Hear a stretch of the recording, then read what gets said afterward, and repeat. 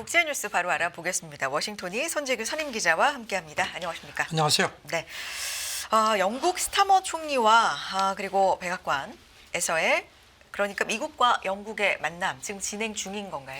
정상회담하고 네. 조금 전에 그 공동기획회견 시작하는 거 보고 들어왔습니다. 네, 이 부분 좀 짚어볼까요? 어떤 내용들 포인트가 있을까요?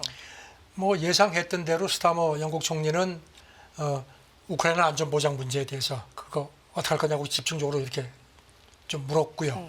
여기 대해서 트럼프는 협정이 먼저다. 이제 광물 협정이죠. 네. 그리고 나서 평화해주금 문제는 그 다음에 논의를 하는 게 순서 아니겠느냐. 그리고 자기가 보기에는 푸틴이 협정 같은 거 하고 하면 지킬 거다. 이렇게 또 좀 거듭 러시아를 또 두둔했습니다. 네.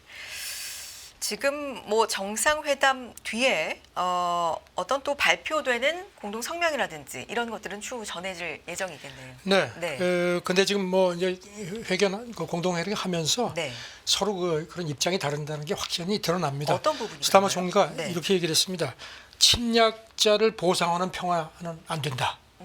그 핵심을 건드린 거죠. 그러니까 급하게 가지 말라는 겁니다. 여기 대해서 그리고 또 이제 덧붙이기를 미국하고 계속 평화, 우크라이나 안보 문제를 논의하기로 했다. 그런데 지금 트럼프는 여기 대해서 나토 무슨 뭐 그 트리거 조항이 있죠. 이제 침략받으면은 자동적으로 개입하는 그런 부분이 그거는 지지하는데 그게 필요 없을 거다. 네. 이런 식으로 또 이제 러시아를 또 두둔을 했고요. 네. 그리고 역시 협정을 하고 평화해주금 문제는 그 다음에 논의하는 게 순서 아니냐 이런 식으로 얘기를 했습니다. 여기 대해서 스타머 총리는 영국이 필요하면 평화해주금을 보낼 준비가 돼 있다고 또 했고, 그러니까 입장차가 확연히 드러났습니다. 그러면서도 트럼프를 좀 이제 왕이 초대, 국왕이 초대한다고 하니까 가까운 장래에 가겠다. 트럼프가 그런 거 화려한 걸 좋아하니까 아마 또 그런 식의 또 선물도 던졌는데요. 작은 마크롱하고도 그랬고 확연한 차이가 드러납니다.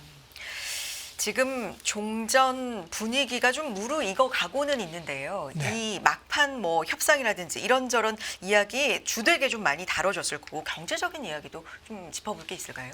그러니까 지금 이제 트럼프의 관심은 광물 협정이죠. 그렇죠. 그리고 이제 젤렌스키가 현지 시간으로 이제 금요일 28일에 오전에 네. 온다. 그러니까 이제 우리 시간으로 이제 오늘 밤이나 내일 네. 새벽에 이제 와서 협정에 서명을 하는 게 거의 마무리가 된 모양인데 아직도 그런 게 세부 조항 같은 거, 디테일에 대한 그런 조금 견해차가 조정을 하는 것 같습니다.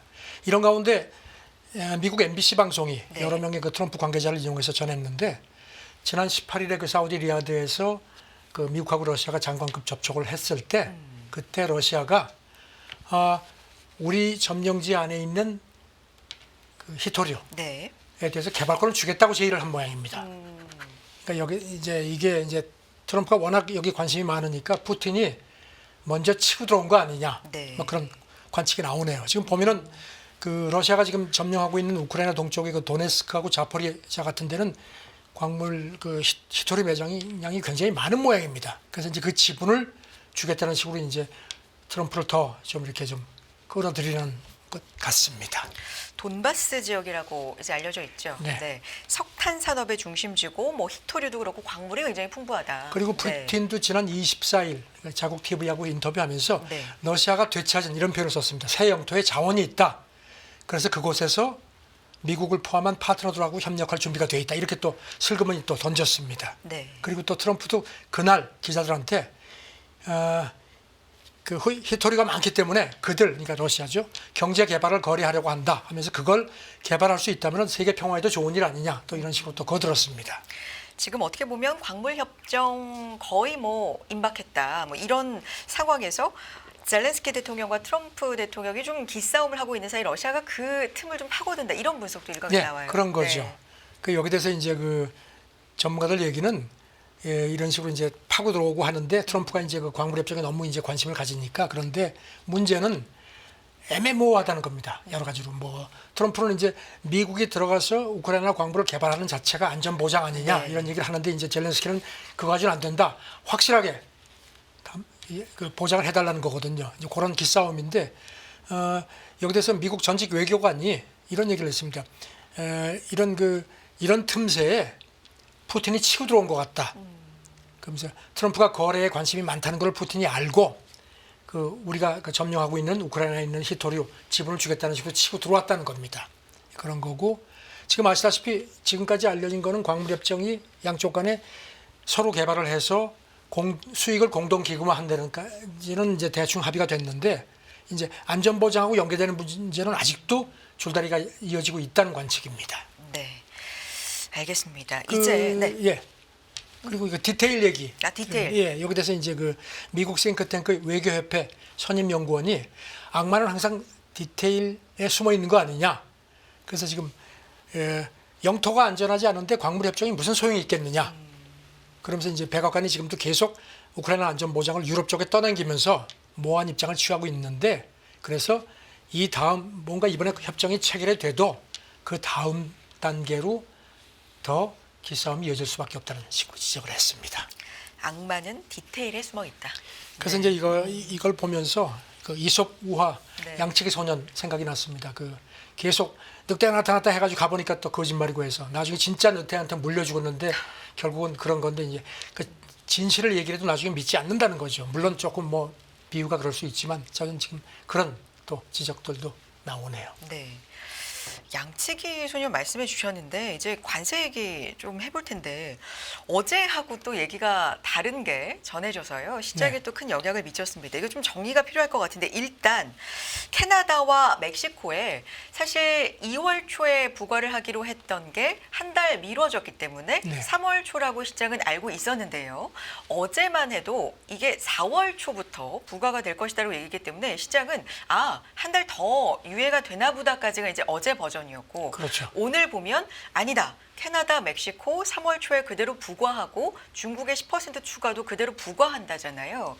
어제 그래서 일부 그 보도에 있었던 한두 줄이 저는 좀 생각이 나더라고요. 거기에 보면 유예다라는 보도 뒤에 근데 이게 4월 초에 한다고 한 게 상호관세인 건지 뭔지 좀 그러니까요. 헷갈린다라는 부분이 있었는데 지금 아시다시피 보편관세하고 상호관세, 그러니까요. 그 상호관세는 아직까지 발효가 안 됐죠. 네. 보편관세에 대해서는 지금 트럼프가 그 캐나다하고 중국에 멕시코에는 25%, 그다음에 중국에는 그거는 이제 물론 이제 유예가 되어 왔죠. 그리고 중국에 대해서는 이미 이달 초에 10% 관세가 시행이 되기 시작했고요. 네.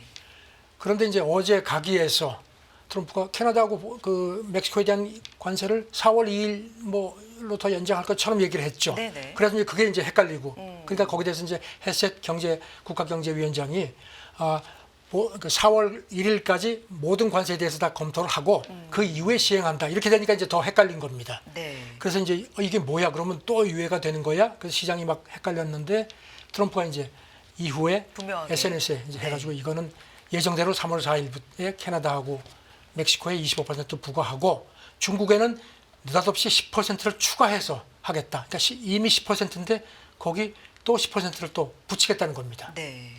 그래서 이제 이렇게 나름 교통 정리를 했는데 여기 대해서 시장에서는 저게 트럼프가 뭔가 좀 상대방을 헷갈리게 해서 좀 협상에 좀 카드를 좀 더 세게 쥐려는 그런 의도된 제스처 아니냐는 뭐 그런 관측도 나옵니다.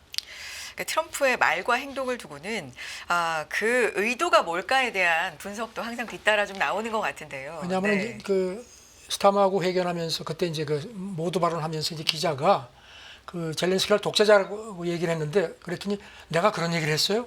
오, 그런 얘기 기억이 안 난다. 이런 식으로 발을 뺐거든요. 그래서 이제 그런 맥락에서 뭔가 좀 그 장사 이제 비즈니스맨 출신이니까 그런 그 전략적인 어떤 그런 혼선주기 아니냐는 그런 관측도까지 나옵니다. 단순하게 이게 상호관세냐, 뭐 어떻게 되는 거냐에 좀 해프닝적인 게 아니라 의도된 헷갈리게 그러니까 물론 이제 그거는 이제 일각의 관측입니다. 그래서 그런지 미국 채권 시장이 네.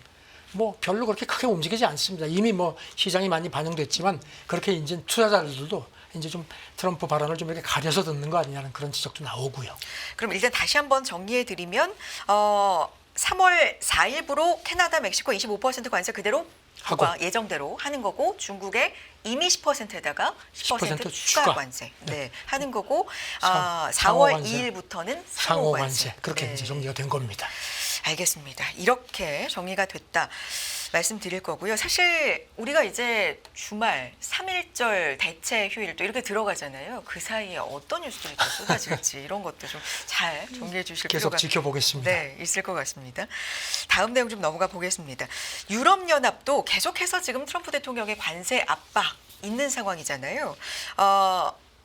미국과 중국에 모두 좀 시달리고 밀리는 이 영내 기업들을 위해서 정책들을 좀 많이 고민하는 것 같은데 어떤 부분 나오고 있습니까? 유럽연합은 아무래도 좀 길게 보는 것 같습니다. 네. 일단 미국도 그렇고 중국도 그렇고 모두 지금 경쟁에서 좀 밀리는 국면이고 그래서 이제 자기네 기업들을 위해서 뭔가 좀 해야 되겠다는 그런 걸 이제 구체적으로 내놨습니다. 네. 규제 단순화, 그다음에 에너지 비용 절감책 이런 걸 내놨는데요. 예를 들어서 그래도 청정 에너지 쪽에서는 계속 그 기존을 유지를 하겠다는 겁니다.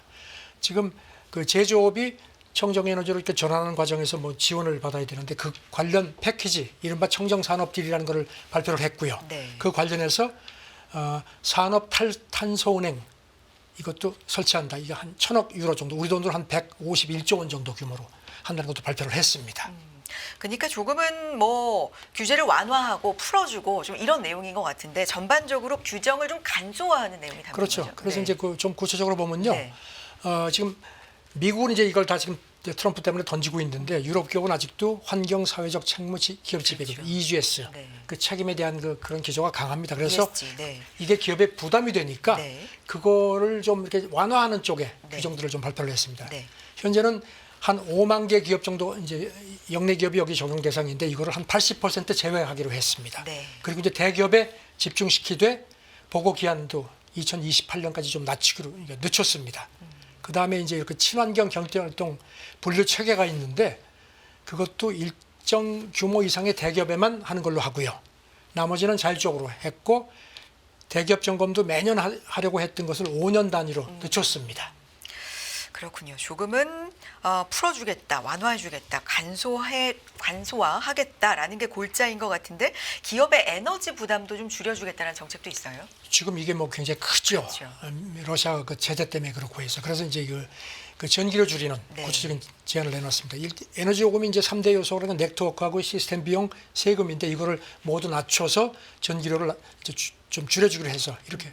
그다음에 이제 액화 천연가스 공급 좀 안정화. 이게 이제 이거는 뒤집어 보면은 미국이 저렇게 나오니까 이제 미국산 LNG를 더 사겠다는 그런 의도와 연계가 된 것 같습니다. 그렇게 네. 해서 이걸 통해서 2040년까지 연간 우리 돈으로 많게는 한 391조 원 정도의 에너지 비용을 절감시켜 주겠다는 목표입니다. 네.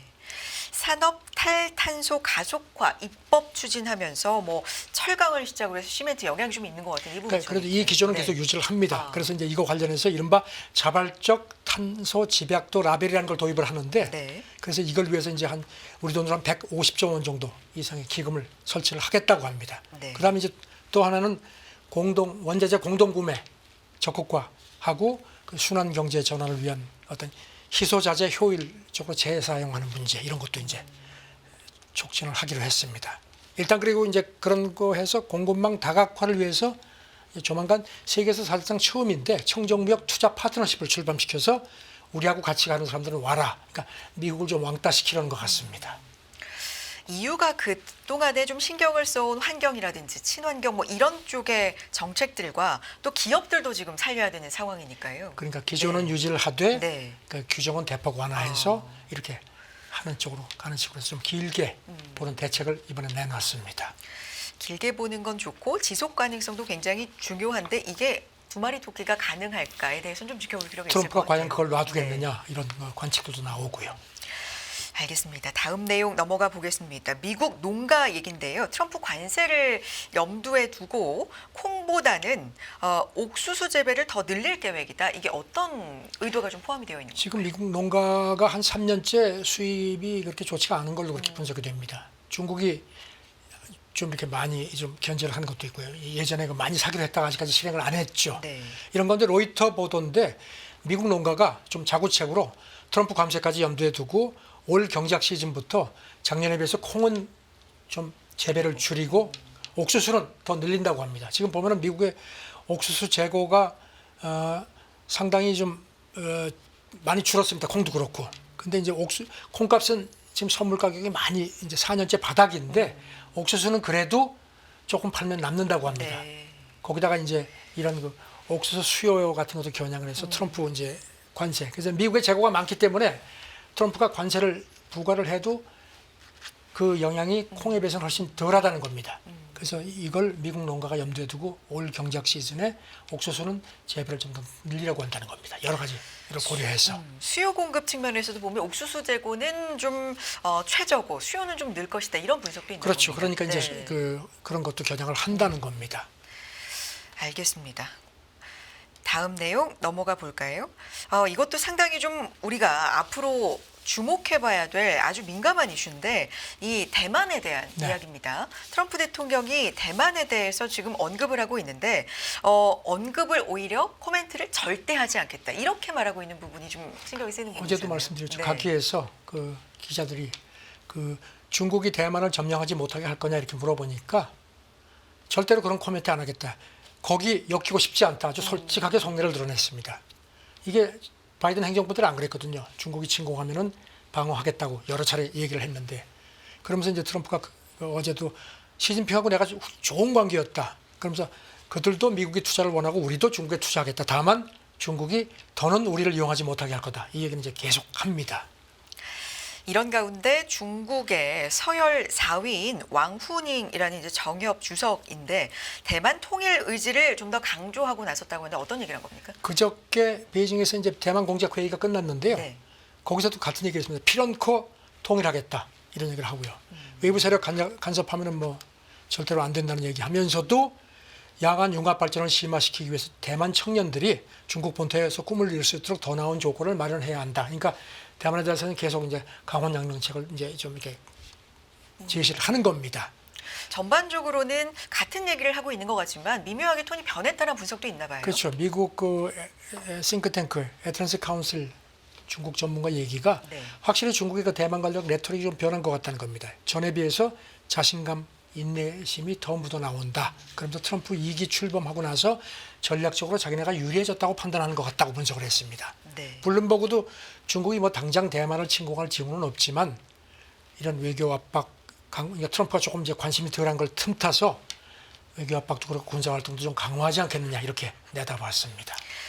이런 가운데 대만이 발표한 내용인데요. 이 중국이 대만 해역에서 사격 훈련을 일방적으로 발표했다. 뭐 병력 동원에 대응했다. 이런 걸 강조했다고요. 그동안에 좀 뜸하다가 네. 대만 국방부 얘기가 어제 하는데 지난 24시간 사이에 중국 항공기 한 45대 이상이 공역에 들어왔고 그중에서 중간선 한 절반 이상이 넘어서 막 왔다는 겁니다. 그래서 자기네가 여기 대응 조치를 취했다.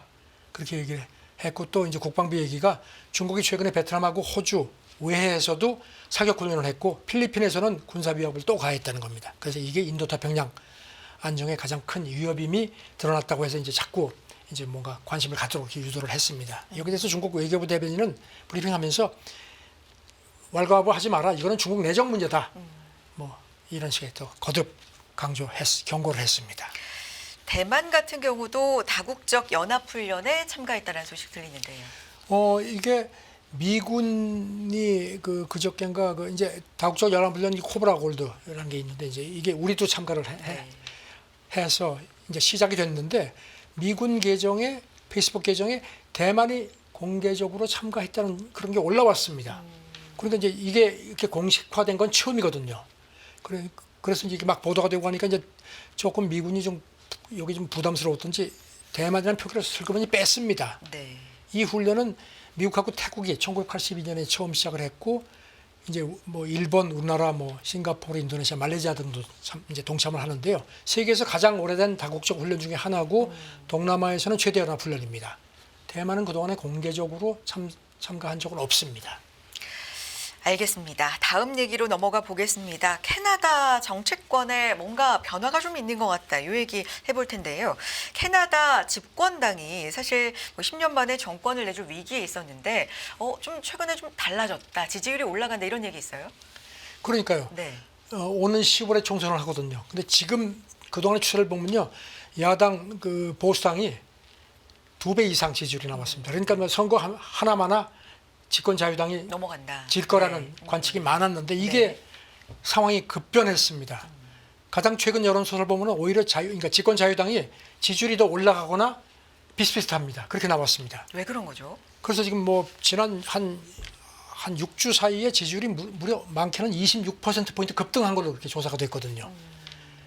이게 이제 짐작하시겠지만 캐나다에서 트럼프에 대한 감정이 안 좋은데 지금 야당 보수당이 그 트럼프 이미지가 겹친다는 겁니다. 그래서 이제 그런 뭐 계속 뭐 25% 관세 위협하는 데다가 더군다나 와 우리 51번째 주 되면 좋아 그 얘기를 계속하니까 계속하고 있죠. 그래서 뭐 네. 불매운동 막 나오고 그런 말씀 드렸죠. 네. 그래서 그냥 제1야당 보수당이 갑자기 지금 거기 불똥이 튀었다는 겁니다. 거기다가 또 더해서 머스크까지 또 끼어들었습니다. 최근에 그 유럽 극우 정당 막 지지하고 하다가 그 보수당 대표까지 만났습니다. 그래서 이 사람이 다음번 캐나다 지도자 되는 거 나는 적극적으로 지지하겠다. 이 얘기를 한 게 오히려 거꾸로 칼이 된 겁니다. 그렇군요. 지금 그러니까 뭐- 어떻게 보면 트럼프에 대한 반감, 반사이익을 좀 봤다. 그리고 또 네. 그 트루도가 이제 이 사태 전에 도저히 안 되겠으니까 나 사퇴할 의사 있다 해서 이제 이런 것도 좀 밝혔죠. 작용한 것 같다는데 네. 우리 속담에 전화위복이란 말이 생각납니다.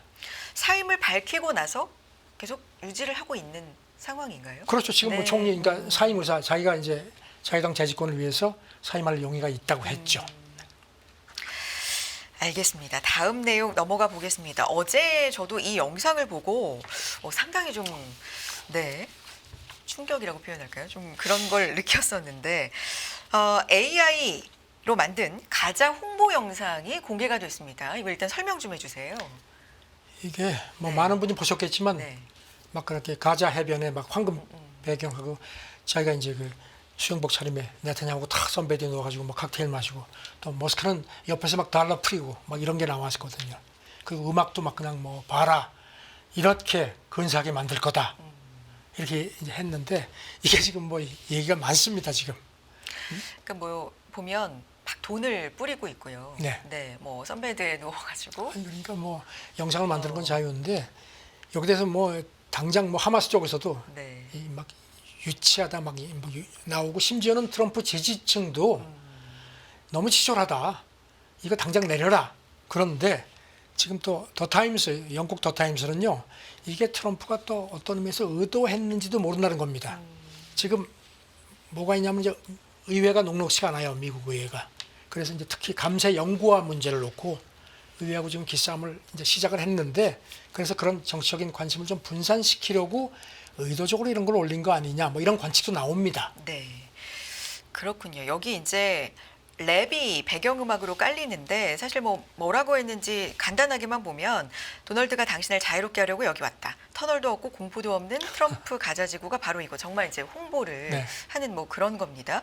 근데 이게 사실 굉장히 반발을 좀 거셌기 때문에 이런 발언을 약간은 좀 안 하거나 후퇴하는 듯한 네. 뒤로 물러나는 듯한 흐름이 있었는데 이런 홍보 영상을 보면 아직 의지가 굉장히 충만하구나라는 걸 또 느끼게 하거든요. 뭐 아랍 쪽에서 워낙 강하게 반발을 네. 하니까 지금 한 걸음 물러나게 했는데 아직도 그 개발에 대한 어떤 그런 의지는 강한 걸로 그렇게 거듭 묻어났습니다. 네.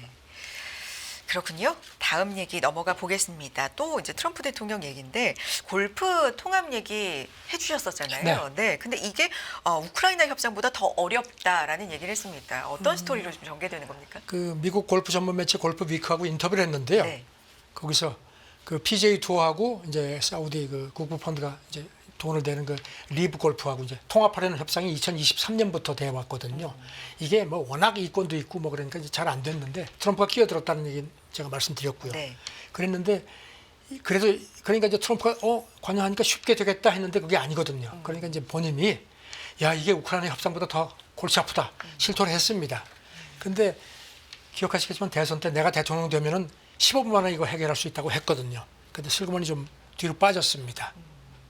이게 굉장히 좀 어려운 일인가 봅니다. 왜냐하면은 네. 통합하는 문제도 그렇고 그다음에 이제 사우디 국부 펀드가 PGA에 투자를 대대적으로 하겠다는 부분이 있는데 그게 또 이게 여러 가지 이권이 걸려 있기 때문에 쉽지가 않습니다.